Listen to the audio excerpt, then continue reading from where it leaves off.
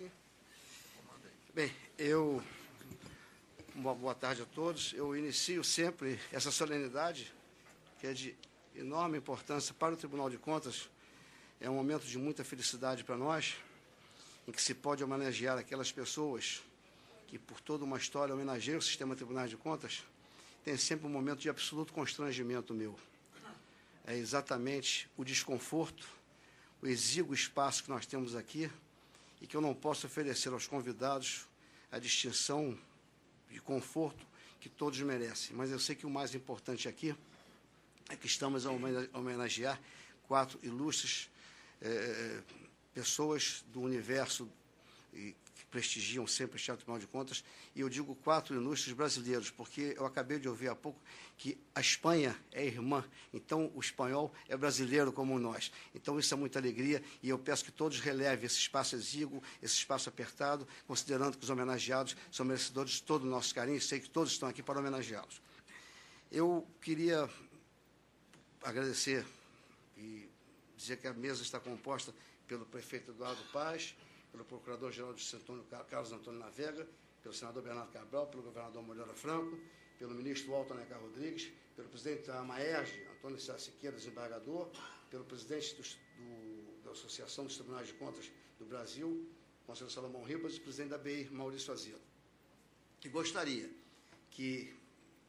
os ex-presidentes do Tribunal de Justiça aqui presentes, doutor Tiago Ribas, doutor Miguel Pachá, doutor Marcos Fábio, considerassem integrantes da mesa, como os conselheiros Carlos Pina de Assis, doutor Dinep, o conselheiro Henrique Nagboni, o procurador-geral do município do Rio de Janeiro, e tantas outras autoridades do parlamento, mas como o nosso espaço até da mesa é apertado, peço que relevem e considerem isso, mas considerem-se integrantes da mesa. Nosso plenário é composto pelo decano, conselheiro Jair Neto, conselheiro Fernando Bueno Guimarães, conselheiro Antônio Carlos Flores de Moraes, conselheiro Nestor Rocha, conselheiro Zé de Moraes Correia Neto, conselheiro Ivan Moreira, procurador-geral Carlos Henrique Amorim Costa, e o nosso membro, ministro, conselheiro, honorário de todos os tempos, ministro Luciano Brandão Alves de Souza, que empresta seu nome ao plenário do Tribunal de Contas da União e ao nosso plenário, ao nosso modesto plenário aqui do Rio de Janeiro. Então, o ministro Luciano Brandão é o nosso ministro conselheiro aqui honorário. Bem, a razão pela qual nos reunimos aqui hoje, e já há alguns anos, não é outra senão a de reiterar a importância da atuação dos tribunais de contas na forma republicana de governo, sobretudo nos dias atuais, em que se proliferam, infelizmente, comportamentos por parte de homens públicos que faltam com a ética e a moralidade. Uma sucessão incontida de atos que não condizem com o sistema, com respeito e reverência à coisa pública, mas que aviltam o princípio republicano, o interesse da maioria e o bem comum, em franco desrespeito à supremacia do interesse público sobre o privado, onde deve sobrepor o desejo da coletividade sobre o do particular. É de se lamentar que ainda hoje agentes públicos recalcitrem em não obedecer ao princípio republicano, reitor de todo o ordenamento jurídico, rompendo a relação entre os cidadãos e o objeto que corresponde à relação, que corresponde a uma necessidade social geral, com o espúrio objetivo de atender a conveniências particulares e pessoais, em choque com a ordem constitucional e com as demais normas jurídicas, erigidas sob sólida base de valores morais e éticos que rege a sociedade e que se deve, portanto, a mais rígida sujeição e obediência.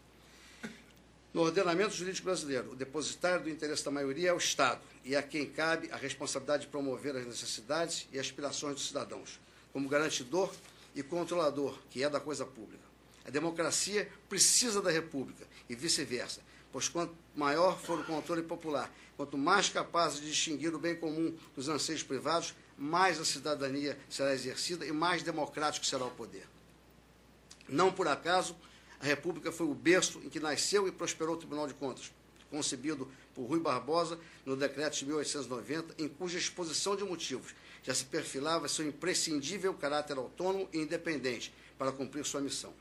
É nesse contexto republicano que os tribunais de contas e o Ministério Público desempenham um papel fundamental, colaborando com os poderes estatais e com a sociedade para aperfeiçoar os mecanismos de prevenção e de combate à corrupção. Mencionei o Ministério Público, e aí incluo o Ministério Público Especial de Contas, e volto a eles para ressaltar igualmente sua importância republicana, reafirmada na Constituição de 1988, que lhes atribuiu a enorme responsabilidade de zelar pelos direitos fundamentais dos cidadãos em face da atuação do Estado. Atribuição que só poderia ser perfeitamente correspondida com a devida independência em relação aos poderes constituídos, para que pudessem defender a ordem jurídica, o regime democrático, os interesses sociais e individuais indisponíveis. No entanto, há que se reconhecer a necessidade de que órgãos independentes e autônomos, como os tribunais de contas e o Ministério Público, sejam submetidos, a exemplo do Poder Judiciário, a um controle externo. Ninguém, tão poucas instituições públicas dotadas de autonomia e independência, são intangíveis ao controle e não podem surgir-se contra ele. O Conselho Nacional do Ministério Público já existe, nos moldes do Conselho Nacional de Justiça, e tem suas competências limitadas à sua atuação administrativa e financeira e do cumprimento dos deveres funcionais de seus membros. Da mesma forma, há grande expectativa por parte do sistema de controle externo na criação do Conselho Nacional dos Tribunais de Contas. Objeto de projeto de emenda constitucional em tramitação no Congresso, em que pesem algumas raras reações contrárias por parte daqueles que passarão a ser controlados, como é comum quando se cria qualquer instância de controle. Mas sua instituição é necessária e se impõe. A ressalva consensual que se faz às competências do Conselho, e com justa razão, é de que deve, sob qualquer circunstância, preservar a autonomia e independência funcional dos tribunais de contas, condições indispensáveis ao exercício de suas competências, concentrando sua atuação exclusivamente no controle administrativo e financeiro e no cumprimento dos deveres funcionais de seus membros, superando assim o corporativismo que algumas vezes protege e escamoteia eventuais desvios de conduta. Porém, deverão ser repelidas quaisquer tentativas de politização de suas práticas, sendo, portanto, relevantes os critérios adotados para a escolha de seus membros, evitando-se que possíveis idiosincrasias venham influenciar na ação do Conselho, transformando-o em um instrumento de perseguição ou represália e desvirtuando-o de sua finalidade pública. Para isso, é essencial e indispensável total e absoluta isenção, em seu mais genuíno e literal sentido. A criação do Conselho Nacional dos Tribunais de Contas virá, sem dúvida, contribuir para o aperfeiçoamento do sistema de controle externo, unificando e modernizando suas práticas e procedimentos, consolidando o processo de aprimoramento dos órgãos públicos para melhor servir a sociedade, de acordo com os princípios republicanos, em consonância com os novos valores e ideais que preponderam no Brasil de hoje, que acaba de dar uma vigorosa demonstração de sua sólida democracia, onde já não se toleram mais os desmandos, os comportamentos que visam ao benefício próprio e a impunidade. Tenho a convicção de que o Conselho Nacional dos Tribunais de Contas virá ratificar a essência contida do pensamento do professor Rinaldo dos Santos Araújo.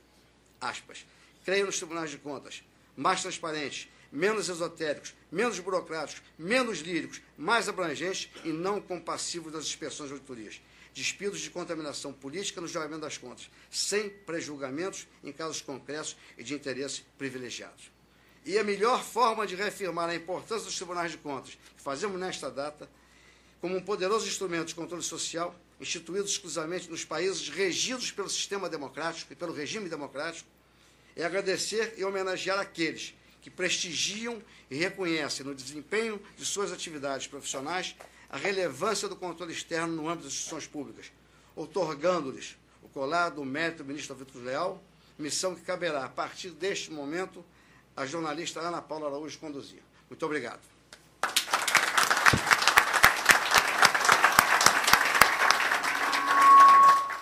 Vamos começar então, né? Bem, essa solenidade de outorga do colar do mérito, o ministro Vitor Nunes Leal, acontece todos os anos, desde 2004, para homenagear personalidades que, no desempenho de suas atividades profissionais, tenham contribuído direta ou indiretamente para o fortalecimento do sistema de controle da administração pública que é exercido pelos tribunais de contas. Ao escolher o nome do ministro Vitor Nunes Leal para designar a comenda, o Tribunal de Contas do Rio de Janeiro presta uma homenagem a esse jurista que deixou para o Poder Judiciário brasileiro um legado ímpar, escrevendo seu nome na mais alta e destacada constelação de grandes homens públicos brasileiros pela contribuição prestada ao país. A trajetória de Vitor Nunes Leal é bastante conhecida por todos, mas nunca é demais mencionar os cargos públicos onde ele se destacou com sua genialidade, devoção e espírito público, empreendendo grandes reformas por onde passou, a mais importante delas no Supremo Tribunal Federal, implantando com inspiração o sistema jurisprudencial que abriu novas perspectivas para a justiça brasileira.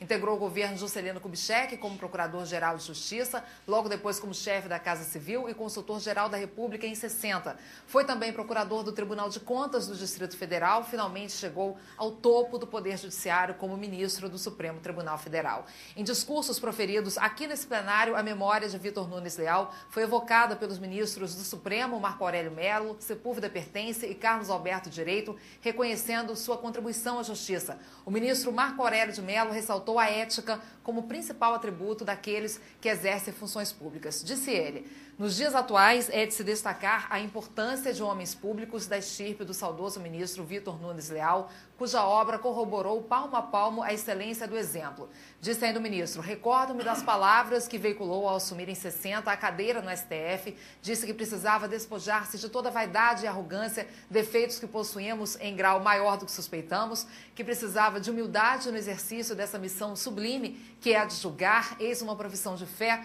uma postura norteadora de gerações futuras, eis o que se espera de todo homem vocacionado a servir aos concidadãos, a implementar a arte pública nessa passagem limitada com que foi distinguido. O ministro Carlos Alberto Direito ressaltou o espírito precursor de Vitor Nunes Leal. O TCM do Rio de Janeiro consagra a figura humana de Vitor Nunes Leal, maior entre os maiores, que tem seu nome no apogeu dos exemplos republicanos. Com sua antevisão reformista do judiciário, no Supremo, Vitor Nunes Leal deitou sua luminosidade como inspirador do sistema jurisprudencial, que até hoje é sinal de modernidade e lentamente contribui para o fortalecimento dos precedentes, desbravando a floresta do direito codificado para simplificar, acelerar e dar coerência à prestação jurisdicional. E o ministro Sepúlveda Pertence o consagrou como um dos maiores magistrados brasileiros. Há um tempo, um dos maiores juízes que o tribunal já teve, o dínamo propulsor das inovações mais profícuas nos métodos de trabalho do tribunal, com que o Vitor dá testemunho de sua preocupação obsessiva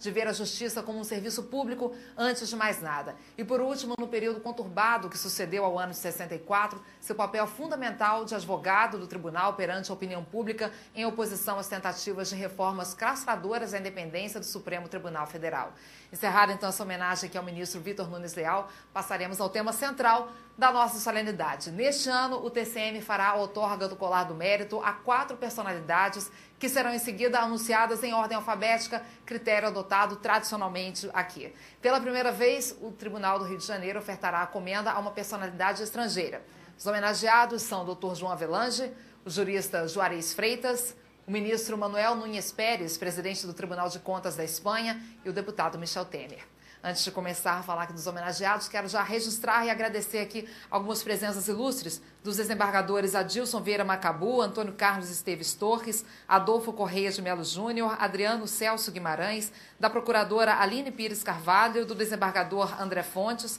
presidente da Casa de Espanha, Antônio Carlos Carvalho Blanco, do controlador Antônio César Lins Cavalcante, do acadêmico Arnaldo Nisquier, advogado Ari Berger, advogado Bruno Calfá, procurador César Romero de Oliveira Soares, do presidente do Sesgran Rio, Carlos Alberto Serpa, do secretário da 9ª SESEX, Carlos Eduardo Pereira, do desembargador Carlos Eduardo da Rosa Fonseca Passos, do juiz Célio Salim Tomás Júnior, do corregedor do Detran, Davi Antony Gonçalves Alves, e da desembargadora Doris Castro Neves.